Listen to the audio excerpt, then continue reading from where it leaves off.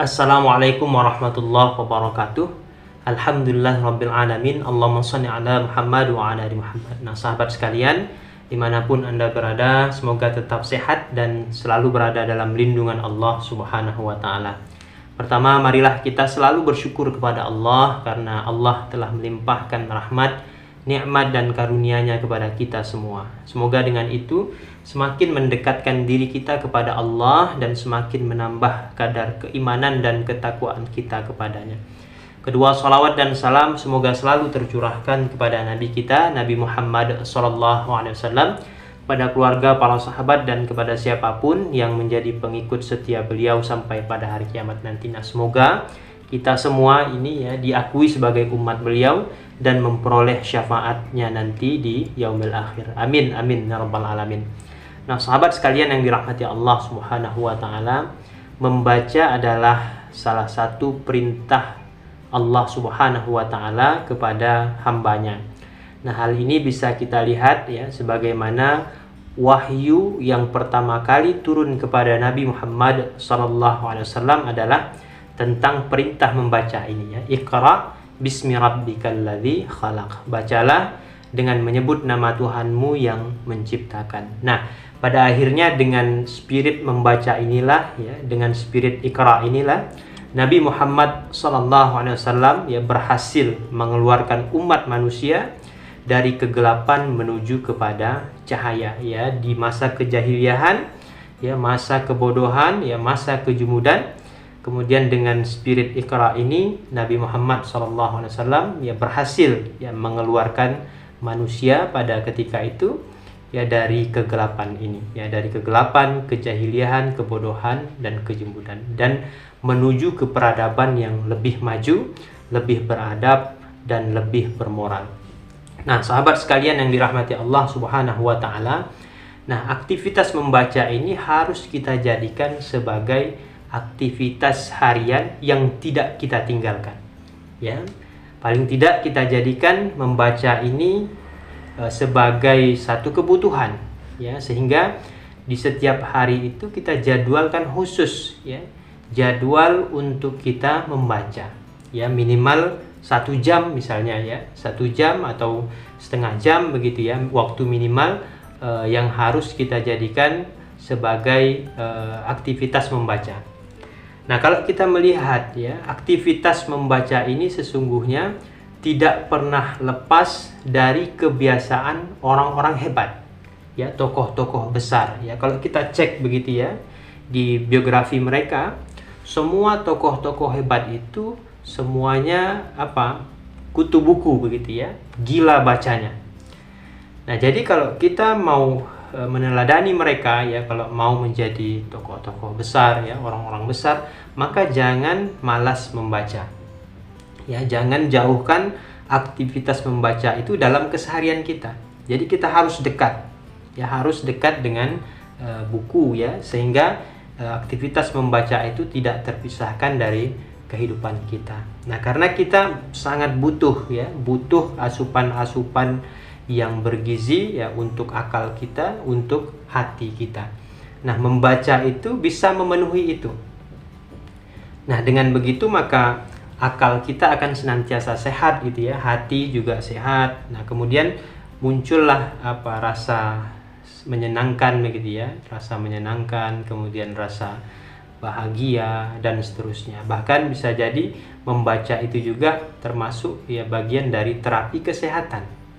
Nah, nanti kita lihat ya, ada beberapa manfaat dari membaca itu ya, diantaranya membaca itu bisa menyehatkan kita. Nah, ini sangat penting sekali ya untuk kita lakukan begitu ya, untuk kita kerjakan aktivitas membaca ini. Jangan sampai keseharian kita ya, hidup yang kita jalani sehari-hari ya terlepas dari aktivitas ini. Maka rugi kalau kita tidak memanfaatkan waktu itu dengan baik. Nah, salah satu bentuk aktivitas ya yang dapat mengisi waktu kita itu adalah dengan membaca. Nah, sahabat sekalian yang dirahmati Allah Subhanahu wa ta'ala, ada beberapa manfaat ya, ada beberapa manfaat yang akan kita peroleh dari aktivitas membaca ini. Nah, di dalam buku La Tahzan ya, karya Dr. Aid Al-Qarni, disebutkan ada 11 manfaat dari membaca ini. Ya, akan saya bacakan. Manfaat yang pertama adalah membaca dapat mengusir perasaan was-was, kecemasan dan kesedihan. Nah, beliau mengatakan ya, Dr. Aid Al-Qarni dalam bukunya itu mengatakan bahwa ternyata membaca itu bisa menenangkan jiwa kita. Ya, menenangkan jiwa kita, kemudian menyehatkan kita dan membahagiakan kita. Nah, ini ya yang di awal tadi saya sampaikan bahwa ternyata membaca itu ya di antara manfaatnya adalah dapat menyehatkan kita. Karena banyak hal-hal positif yang masuk ke dalam dirinya sehingga itu menyenangkan ya. Nah, kalau sudah menyenangkan ya tentu akan menyehatkan kita, bahkan akan memberi kebahagiaan ya, kebahagiaan tersendiri dari aktivitas membaca ini. Nah, ini yang pertama. Kemudian manfaat membaca yang kedua adalah membaca dapat menghindarkan seseorang agar tidak tenggelam dalam hal-hal yang batil. Nah, ini ya. Dengan membaca kita dapat terhindar dari hal-hal yang batil, karena setiap bacaan yang kita baca itu tentunya akan selalu mengarahkan kita kepada hal-hal yang positif. Nah, sehingga kita selalu diarahkan untuk selalu melakukan kebaikan ya, selalu menebar kebaikan. Nah, dengan begitu kita akan terhindar atau tenggelam dari kebatilan, kekeliruan ataupun satu perbuatan maksiat dan dosa. Apalagi ya kalau kita baca, kalau yang kita baca itu adalah buku-buku yang Islami ya, yang ditulis oleh para ulama misalnya. Nah, tentu buku-buku yang demikian itu akan selalu mengarahkan kita kepada kebaikan ya, kepada jalan Allah Subhanahu wa taala. Nah, kemudian manfaat membaca yang ketiga adalah membaca dapat menjauhkan kemungkinan seseorang untuk berhubungan dengan orang-orang yang menganggur dan tidak memiliki aktivitas. Nah, ini ya. Nah, dengan membaca itu artinya kita dapat memanfaatkan waktu kita sebaik mungkin. Ya, dengan membaca kita juga menjauhkan dari aktivitas-aktivitas yang tidak bermanfaat atau aktivitas yang sia-sia. Nah, dengan kita membaca maka kita akan menjauhkan ya diri kita dari kemungkinan untuk berhubungan dengan orang-orang yang menganggur itu tadi. Ya, dengan membaca maka akan jauh dari aktivitas-aktivitas yang tidak bermanfaat. Nah, sahabat sekalian yang dirahmati Allah Subhanahu wa taala. Kemudian yang keempat, ya, manfaat membaca adalah dapat melatih lidah untuk berbicara dengan baik, menjauhkan kesalahan ucapan dan menghiasinya dengan keindahan dan kefasihan. Nah, ini bagi kita yang punya problem di sini ya, misalnya tidak bisa berbicara dengan baik, misalnya di depan umum atau di mana saja ya. Kemudian sering kita salah ucap ya, atau tidak fasih ya dalam berbicara, maka solusinya adalah bisa dengan banyak membaca. Ya, karena sering membaca maka kita akan sering bertemu dengan kosakata begitu ya.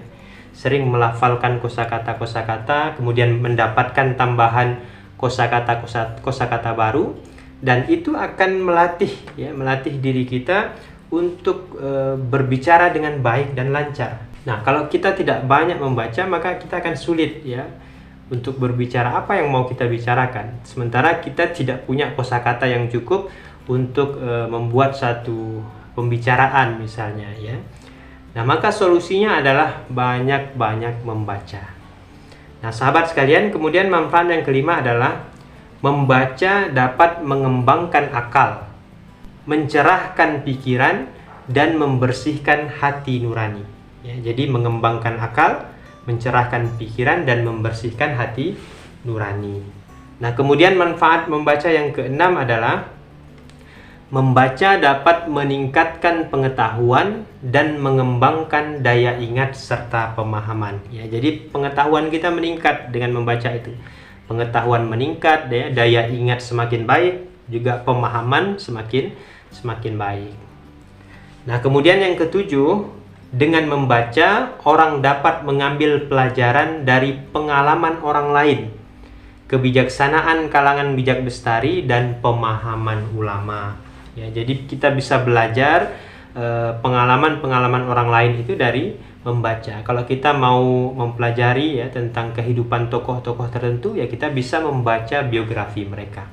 Nah, dengan membaca itu kita bisa mengambil pengalaman-pengalaman mereka, atau rahasia-rahasia sukses begitu ya yang mereka jalani ya, sehingga mereka menjadi seorang tokoh yang besar ya. Apa saja rahasianya, nah ini bisa kita pelajari. Nah, kemudian juga kebijaksanaannya juga, kemudian pemahaman mereka juga bisa kita ambil ya dari aktivitas membaca itu. Nah, kemudian sahabat sekalian, manfaat membaca yang ke-8 adalah membaca dapat mematangkan kemampuan seseorang untuk mencari dan memproses pengetahuan, untuk mempelajari bidang-bidang pengetahuan yang berbeda dan penerapannya dalam kehidupan nyata. Nah, jadi membaca itu dapat meningkatkan ya intelektualitas kita. Nah, kemudian manfaat membaca yang ke-9 adalah membaca dapat menambah keimanan. Ya, khususnya ketika kita membaca buku-buku Islami ya, misalnya buku-buku karangan para ulama. Nah, sebab buku ya merupakan pemberi nasihat yang paling agung, pendorong jiwa yang paling besar, dan penyuruh kepada kebaikan yang paling bijaksana. Nah, jadi dapat menambah keimanan kita kepada Allah Subhanahu wa taala. Nah, kemudian yang ke-10, manfaat membaca adalah dapat membantu pikiran agar lebih tenang, membuat hati agar lebih terarah, dan memanfaatkan waktu agar tidak terbuang percuma. Nah, ini ya penting. Jadi ketika kita membaca, maka waktu kita akan terisi dengan hal-hal yang bermanfaat. Nah, sebagaimana Allah mengingatkan ya, supaya kita ini memanfaatkan waktu dengan baik, supaya kita tidak termasuk ke dalam kelompok orang-orang yang merugi ya, sebagaimana yang disebutkan Allah dalam Quran surah Al-Asr ayat 1 sampai 3. Wal asr ya, demi masa Allah bersumpah dengan waktu. Innal insana lafi khusr ya, sesungguhnya manusia itu berada dalam kerugian. Illal ladzina amanu wa amilus solihati wa tawasaw bil haqq wa tawasaw bis sabr. Kecuali mereka yang beriman, beramal saleh ya, kemudian saling menasihati dalam kebenaran dan saling menasihati dalam kesabaran. Nah, membaca ini ya termasuk amal saleh ya, karena dia merupakan satu perintah Allah Subhanahu wa taala yang termuat di dalam Al-Qur'an ya, Iqra bismi rabbikal ladzi khalaq. Maka dengan membaca, waktu kita akan termanfaatkan dengan baik. Nah, sahabat sekalian yang dirahmati Allah Subhanahu wa taala, manfaat membaca yang terakhir, yang ke-11, yaitu membaca dapat membantu memahami ya, proses terjadinya kata secara lebih detail, proses pembentukan kalimat, untuk menangkap konsep dan untuk memahami apa yang berada di balik tulisan. Nah, jadi membantu kita memahami ya pesan-pesan apa saja yang terdapat di dalam buku tersebut atau tulisan tersebut. Nah, sahabat sekalian yang dirahmati Allah Subhanahu wa taala, nah inilah di antara 11 manfaat membaca yang akan kita peroleh jika kita menjadikan aktivitas membaca ini sebagai aktivitas harian yang tidak pernah kita lewatkan. Maka rugi kalau kita menghabiskan waktu kita atau menyia-nyiakan waktu kita tanpa aktivitas membaca ini. Nah, karena banyak manfaat-manfaat yang akan kita lewatkan ya, yang tidak kita dapatkan kecuali dengan membaca itu sendiri. Nah, semoga dengan mengetahui manfaat-manfaat ini semakin memotivasi diri kita untuk rajin membaca, untuk konsisten membaca setiap harinya. Nah, demikian yang dapat saya sampaikan. Mudah-mudahan ini bermanfaat untuk kita semua.